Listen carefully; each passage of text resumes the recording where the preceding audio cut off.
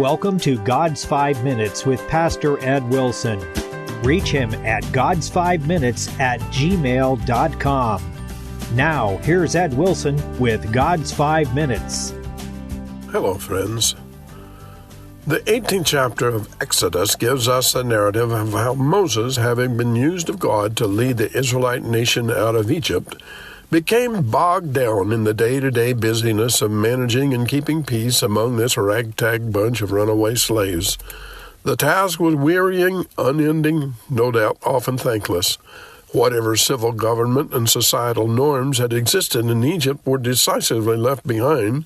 There was besides him no central governing authority and no officers of the court to exercise it. His primary guide for the decisions he was obliged to render was first of all his own individual contact with God, and then his conscience rather than an established body of legislative regulations. What a job! No wonder he began to be overwhelmed with a load. Moses' wife's father, Jethro, saw what was happening. The free life of the desert, far from the oppressions of courts and kings and counselors and priests, but nevertheless steeped in the remarkable and antique loyalties and virtues of the clan, had educated this Arab sheik to a far loftier concept of what it took to be a good leader than ever he could have found in any royal courts of the day. And so he told Moses what to do.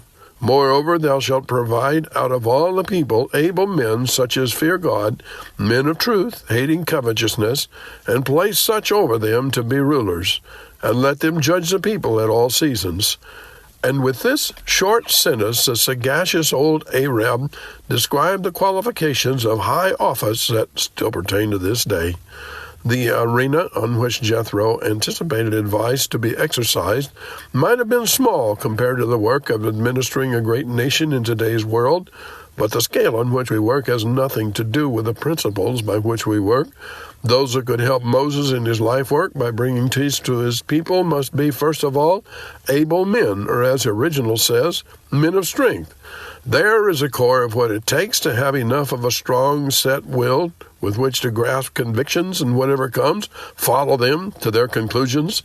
The statesman is not a person who stays with his ear to the ground to hear the thumping tread of an advancing foe that he may run at the reproach, nor one who keeps his finger wet and held up into the wind to notice the whispers of public opinion so he can continually reroute his course to keep ahead of it. A statesman must come to his core beliefs, studying and pondering, then resolutely adopting for his own the great principles that are the foundation stones of human equity and nobility. Then he must hold them with a strength that nothing can weaken, and a courage that nothing can daunt. Men of strength is what our nation needs in their leaders today, people who know their own mind and are true to it. That is a great requirement, but it is also a necessary one. Such as fear God, further admonished old Jethro. There is a secret of the inner fortitude necessary to act as a person of conviction.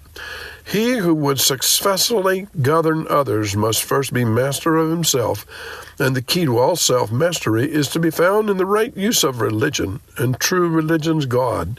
Many people bring natural abilities to the challenges of life, but all of those need to be heightened, enlarged, developed, even purified by contact with something greater than themselves. Leaders need a deep and vital religious foundation. That idea is out of vogue today. There are many who assert that there may be those with strong and noble lives who are great leaders in many an aspect of human achievement without any reference to a higher power. And that may be true, but all who fit that description live lives that are really a collection of fragments, for the complete person comes from the potter's hand.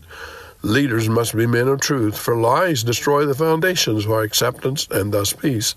Nor can people be satisfied with a greedy leader. Those who follow must know money cannot be used to pervert. Have you talked to God today? You have been listening to God's 5 Minutes with Pastor Ed Wilson.